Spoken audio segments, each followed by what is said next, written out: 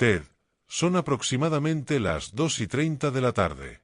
Está previsto que te ejecuten mañana por la mañana a las 7, si no recibes otra suspensión. ¿Qué pasa por tu mente?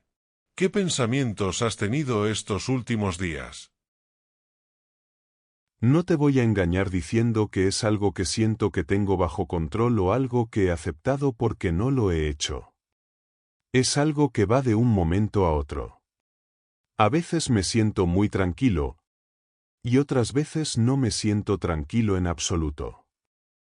Lo que me pasa por la cabeza ahora mismo es aprovechar al máximo los minutos y las horas que me quedan y ver qué pasa.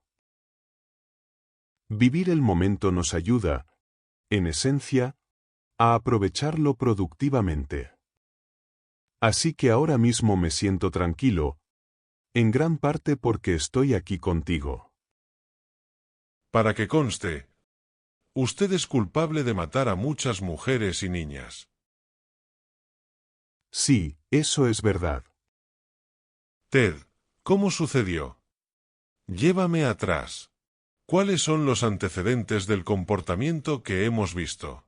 Tanto dolor, tanta pena, tanto sufrimiento para tanta gente. ¿Dónde empezó? ¿Cómo se llegó a este momento? Esa es la pregunta del momento, y una en la que no solo personas mucho más inteligentes que yo han estado trabajando durante años, sino que yo también he estado pensando durante años e intentando comprender. ¿Hay tiempo suficiente para explicarlo todo? No lo sé. Creo que lo entiendo lo que me pasó. Hasta el punto de ver cómo ciertos sentimientos e ideas se desarrollaron en mí, hasta el punto de empezar a actuar en consecuencia, ciertos sentimientos muy violentos y muy destructivos. Volvamos entonces a esas raíces. En primer lugar, según tengo entendido, te criaste en lo que consideras un hogar absolutamente sano. Absolutamente. ¿No sufriste abuso físico, ni abuso sexual, ni abuso emocional? No, de ninguna manera. Y eso es parte de la tragedia de toda esta situación. Porque crecí en un hogar maravilloso con dos padres dedicados y cariñosos. Uno de 5 hermanos y hermanas. Un hogar donde nosotros, como niños, éramos el centro de la vida de mis padres, donde asistíamos regularmente a la iglesia. 2 padres cristianos que no bebían, no fumaban, no había juegos de azar, ni abuso físico ni peleas en casa. No digo que fuera todo perfecto. ¿No era un hogar perfecto? Bueno, no sé si existe un hogar así, pero era un buen hogar cristiano, sólido y excelente. Espero que nadie intente tomar la salida fácil, ni culpar ni acusar a mi familia de contribuir a esto. Porque sé, y estoy tratando de contarles con la mayor honestidad posible, cómo sucedió. Y creo que este es un mensaje que voy a transmitir. Pero cuando era joven, y me refiero a cuando tenía 12 o 13 años, me encontré fuera de casa, en el supermercado, en la farmacia local. El no-porn blando. Lo que la gente llama no-porn suave. Pero como creo que le expliqué anoche, Dr. Dobson, en una anécdota. Como hacen los jóvenes, explorábamos los caminos secundarios y los callejones de nuestro vecindario. Y a menudo la gente tiraba la basura y lo que estuviera sacando de su casa, y de vez en cuando nos encontrábamos con libros no porn, de un carácter más duro que el de las revistas de detectives y más explícitas. ¿Involucraban violencia? Sí, claro. Y esto es algo que quiero enfatizar, los tipos de no porn más dañinos. Y de nuevo, hablo por experiencia personal. Una experiencia personal real y dura. Los tipos de no porn más dañinos son aquellos que implican violencia y violencia sexual. Porque la unión de esas dos fuerzas, como yo sé muy bien, genera un comportamiento que es demasiado terrible para describirlo. Ahora, explícame lo que estaba pasando por tu mente en ese momento. Está bien, antes de continuar, creo que es importante para mí y para la gente que crea lo que digo, que no culpo al no porn. Ni que me haya llevado a hacer ciertas cosas.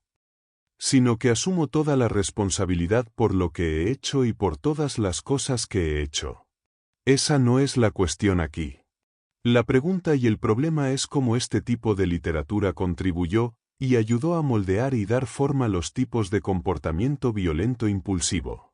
¿Alimentaba tus fantasías? Bueno, al principio alimentaba este tipo de proceso de pensamiento. Luego, en un momento determinado, es fundamental en lo que yo diría, cristalizarlo, convirtiéndolo en algo que es casi como una entidad separada en su interior. Y que en ese punto, tú estás al borde, o yo estaba al borde, de actuar con este tipo de cosas.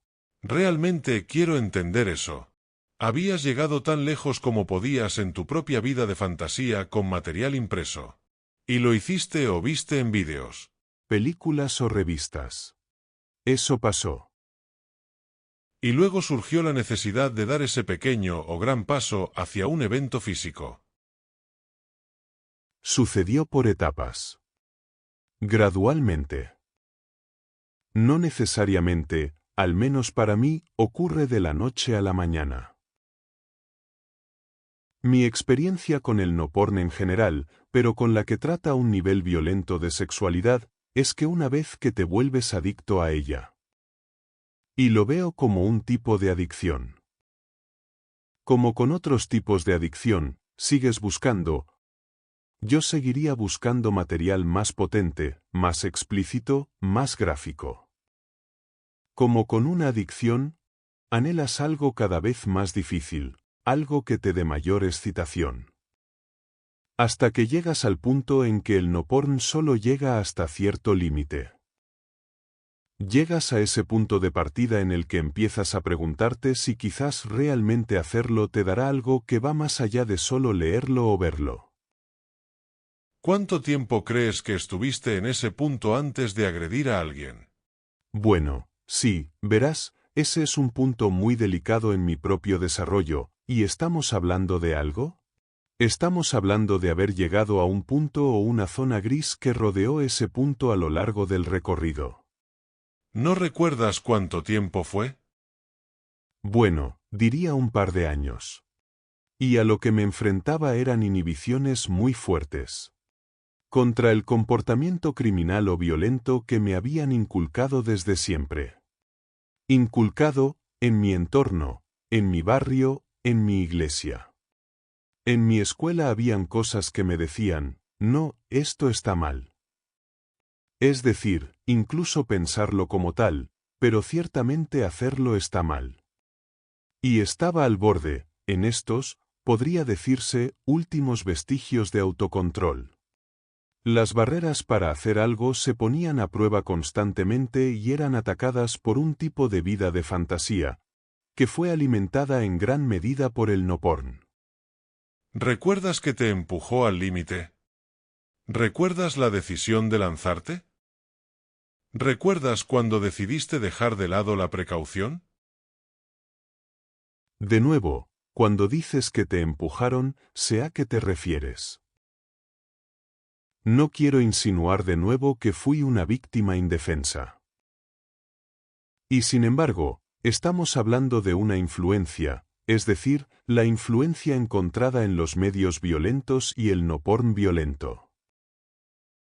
Que fue un eslabón indispensable en la cadena de acontecimientos que llevaron a los comportamientos, a las agresiones, a los asesinatos, etc.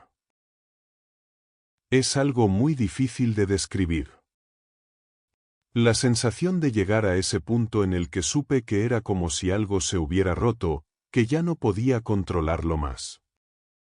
Que esas barreras que había aprendido cuando era niño, que me habían inculcado, no eran suficientes para frenarme a la hora de buscar y dañar a alguien. ¿Sería correcto llamar a eso un frenesí? ¿Un frenesí sexual? Bueno, sí, esa es una forma de describirlo. Una compulsión o una acumulación de esta construcción de energía destructiva. De nuevo, Otro factor aquí que no he mencionado es el consumo de alcohol. Pero creo que en conjunto lo que el alcohol hizo, junto con, digamos, mi exposición al no porn, fue reducir mis inhibiciones. Y al mismo tiempo, que la vida de fantasía que fue alimentada por el no porn, la iba erosionando aún más. En los primeros días, casi siempre estabas medio borracho cuando hacías estas cosas. ¿Eso es correcto? Sí, eso es cierto. Siempre fue así. Diría que era así en general, casi sin excepción. De acuerdo. Puedo entenderlo ahora. Hay una batalla interna. Están las convicciones que te han enseñado. Está el bien y el mal que aprendiste cuando eras un niño, y luego existe esta pasión desenfrenada alimentada por tu inmersión en el no porn violento y extremo. Y todas estas cosas están en conflicto entre sí. Sí. Y luego, con el alcohol disminuyendo las inhibiciones, te liberas.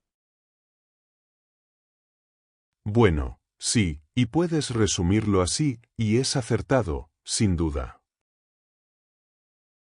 Y se me acaba de ocurrir que algunas personas dirían, bueno, he visto esas cosas y no me hacen ningún efecto. Y lo entiendo. Prácticamente todos pueden estar expuestos al supuesto no porn, y, aunque les excite en mayor o menor medida, no van a hacer nada malo. Las adicciones son así. Afectan a algunas personas más que a otras, pero hay un porcentaje de personas afectadas por el no porn duro de forma muy violenta, y obviamente, tú eres una de ellas. Ese fue un factor importante. Y no sé por qué fui tan vulnerable. Solo sé que tuvo un impacto en mí, que fue fundamental para el desarrollo de mi comportamiento violento. Ted, después de que cometieras tu primer asesinato, ¿cuál fue el efecto emocional en ti? ¿Qué sucedió en los días posteriores?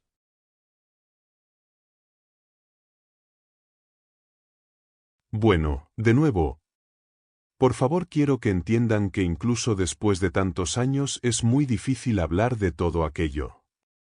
Y revivirlo hablando de ello es, como mínimo, difícil. Pero quiero que entiendan lo que pasó. Fue como salir de una especie de trance o sueño horrible. Solo puedo compararlo con...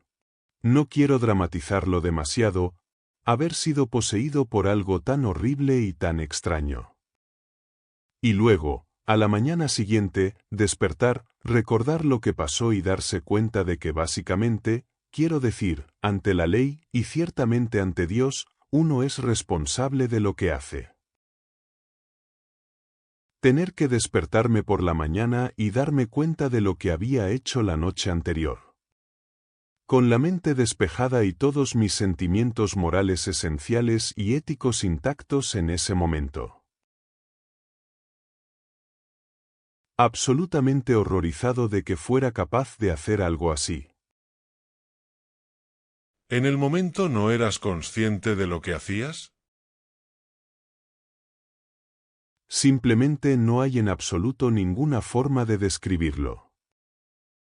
En primer lugar, el impulso brutal de hacer ese tipo de cosas, y luego lo que pasa es que una vez que se ha satisfecho más o menos, se podría decir que disminuye o se agota.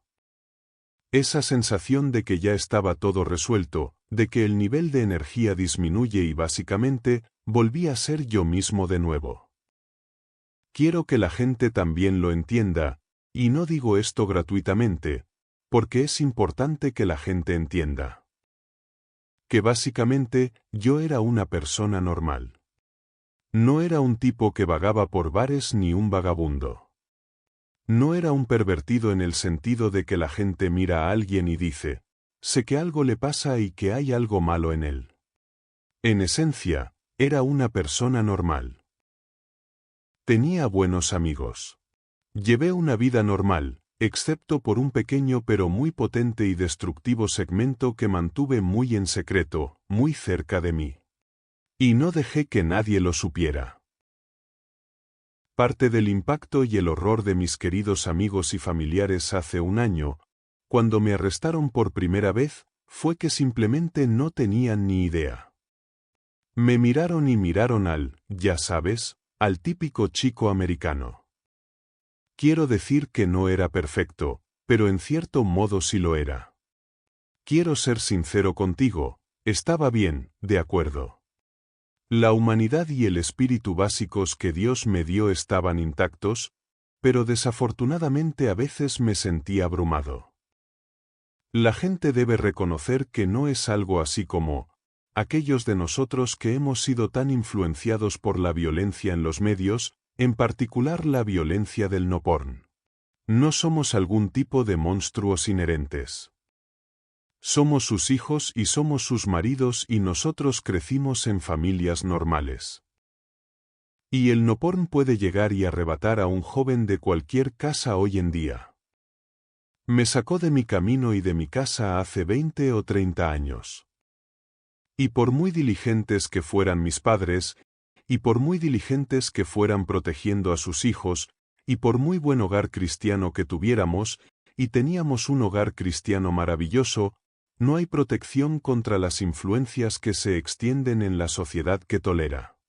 Sientes todo lo que hiciste profundamente, ¿verdad, Ted?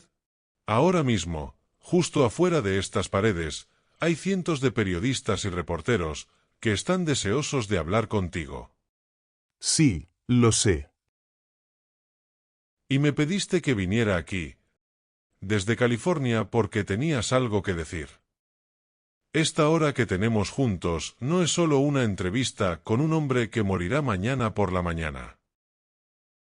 Estoy aquí y tú estás aquí por este mensaje del que estás hablando. ¿De verdad crees que el no porn hardcore y la puerta de entrada a ella, el no porn suave, está causando un daño incalculable a otras personas? ¿Y provocando que otras mujeres sean maltratadas y asesinadas como hiciste tú? Mira, no soy un científico social y no he hecho ninguna encuesta. Es decir, no pretendo saber lo que piensa la gente común sobre esto. Pero he vivido en prisión durante mucho tiempo y he conocido a muchos hombres que estaban motivados para cometer actos violentos como yo. Y, sin excepción, todos estaban profundamente involucrados en el no porn, sin lugar a dudas, profundamente influenciados y consumidos por una adicción al no porn.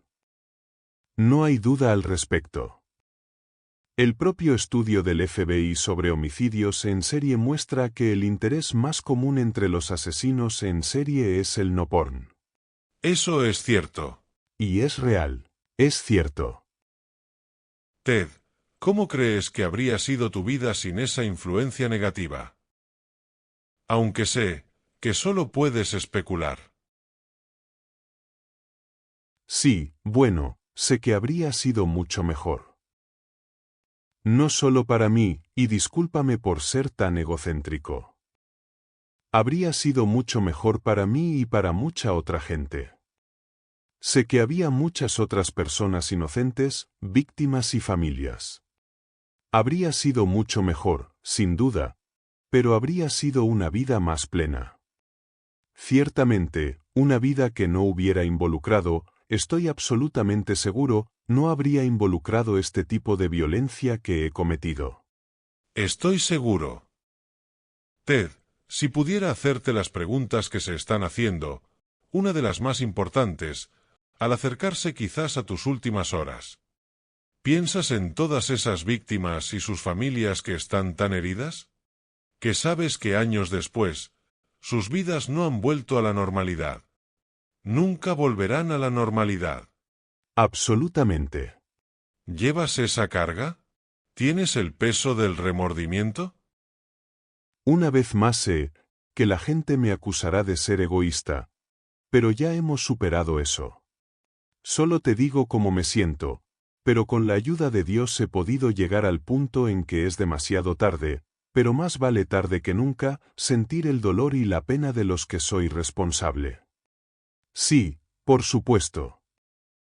En los últimos días, varios investigadores y yo hemos estado hablando de casos sin resolver, asesinatos en los que estuve involucrado.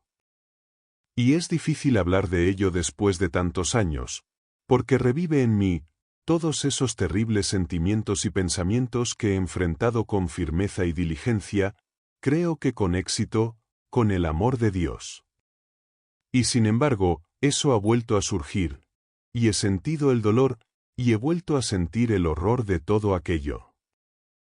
Y solo puedo esperar que quienes he dañado, quienes he causado tanto dolor, aunque no crean mi expresión de dolor, crean lo que digo ahora, que hay gente suelta en sus pueblos y comunidades, como yo hoy, cuyos impulsos peligrosos se ven alimentados día tras día por la violencia mediática en sus diversas formas, en particular la violencia en el no porn. Y lo que me asusta, y volvamos al presente, porque lo que estoy diciendo ocurrió hace 20 o 30 años, en mi etapa formativa. Y lo que me asusta y me horroriza, Dr. Dobson, es cuando veo lo que hay en la televisión por cable, algunas películas, quiero decir, la violencia en las películas que llegan a los hogares hoy en día, con cosas que no se proyectaban en cines para adultos hace 30 años. Eso te lo digo por experiencia personal, la mayor parte es violencia gráfica en pantalla, especialmente cuando llega al hogar, a jóvenes que pueden estar desatendidos o que no son conscientes de que pueden convertirse en un Ted Bundy. Con esa vulnerabilidad a esa predisposición a ser influenciado por ese tipo de comportamiento, por ese tipo de películas o ese tipo de violencia. Hay jóvenes sentados ahí fuera cambiando el sintonizador del televisor y se encuentran con estas películas a altas horas de la noche o no sé cuándo las ponen, pero están puestas y cualquier joven puede verlas. Me da miedo pensar en lo que me habría pasado si las hubiera visto. Ya da bastante miedo. O sea, que me encontré con cosas fuera de casa. Pero saber que los jóvenes están viendo ese tipo de cosas hoy, o pueden coger el teléfono y marcar o mandar a alguien a buscarlas. ¿Puedes ayudarme a entender este proceso de desensibilización que tuvo lugar? ¿Qué estaba pasando en tu mente? Bueno, con desensibilización, la describo en términos específicos. Cada vez que lastimaba a alguien, cada vez que mataba a alguien, sentía una enorme cantidad, especialmente al principio, de horror. Culpa y remordimiento después. Pero luego ese impulso de repetirlo volvía con más fuerza. Créanme, no lo hice. Lo único de cómo funcionó esto, Dr. Dobson, es que todavía sentía, en mi vida cotidiana, toda la gama de culpa y remordimiento por otras cosas, y sentía arrepentimiento. Tuviste esta vida compartimentada. Esta área compartimentaba esto, muy bien enfocado, un área muy definida donde yo era como un agujero negro, como una grieta, y todo lo que caía en ella se destruía. ¿Tiene sentido? Sí, lo tiene. Uno de los últimos asesinatos que cometiste, por supuesto, fue, al parecer, el de la joven Kimberly Leach, de 12 años. Creo que la indignación pública es mayor aquí porque secuestraron a una joven inocente en el recreo del colegio. ¿Qué sentiste después? ¿Tuviste las mismas emociones 3 días después? ¿Dónde estabas, Ted? No puedo hablar de eso. Es demasiado doloroso. Me gustaría poder transmitirte cómo fue esa experiencia, pero no puedo hacerlo. No podré hablar de eso. Ni siquiera puedo empezar a entenderlo bien. Puedo intentarlo, pero soy consciente de que no puedo ni empezar a comprender el dolor que sienten los padres de todas estas chicas y estas jóvenes a las que he lastimado. Y no puedo devolverles mucho, si acaso, no fingiré hacerlo, y ni siquiera espero que me perdonen, y no lo estoy pidiendo. El perdón es de Dios y si lo tienen, bueno, Tal vez lo encuentren algún día. ¿Crees que mereces el castigo que el Estado te ha infligido? Esa es una muy buena pregunta. La responderé con mucha sinceridad. No quiero morir. No voy a bromear. Sin duda merezco el castigo más extremo que la sociedad impone, y creo que la sociedad merece ser protegida de mí y otros como yo. Eso seguro. Lo que espero que salga en claro de nuestra conversación es que la sociedad merece protección contra sí misma. Porque, como hemos estado hablando, hay fuerzas que se desatan en este país. Particularmente con este tipo de no porn violento, donde, por un lado, gente bien intencionada y decente condena el comportamiento de un Ted Bundy, mientras se la pasan frente a un expositor de revistas, lleno de las mismas cosas que llevan a los jóvenes a ser Ted Bundy. Esa es la ironía. No estamos hablando solo de más. De lo que hablo es de ir más allá de la retribución. ¿Qué es lo que la gente quiere de mí? Ir más allá de la retribución y el castigo. Porque de ninguna manera matarme va a devolver a esas hermosas jóvenes a sus padres, ni a corregir y aliviar el dolor. Pero te diré que hay muchos otros jóvenes, jugando en las calles de este país, que estarán muertos mañana y al día siguiente y al siguiente y al mes que viene, porque otros jóvenes leen y ven lo que hay en los medios hoy en día. Ted, como te imaginarás, hay un cinismo tremendo sobre ti en el exterior. Y supongo que con buena razón. No estoy seguro de que haya algo que puedas decir que la gente crea. Sí. Y aún así, me dijiste anoche, y lo escuché a través de nuestro amigo en común, John Tanner, que has aceptado el perdón de Jesucristo y eres seguidor y creyente en él. ¿Te fortalece esto al acercarte a estas horas finales? Sí. No puedo decir que estar en el valle de sombras de la muerte sea algo a lo que me haya acostumbrado del todo, ni que sea fuerte y que nada me moleste. Escucha, no es divertido. Se vuelve un poco solitario, y aún así tengo que recordarme que todos pasaremos por esto algún día, de una forma u otra. Está destinado a la humanidad. De una forma u otra, e incontables millones de personas que han caminado por esta tierra antes que nosotros lo han hecho. Así que esta es una experiencia que todos compartimos.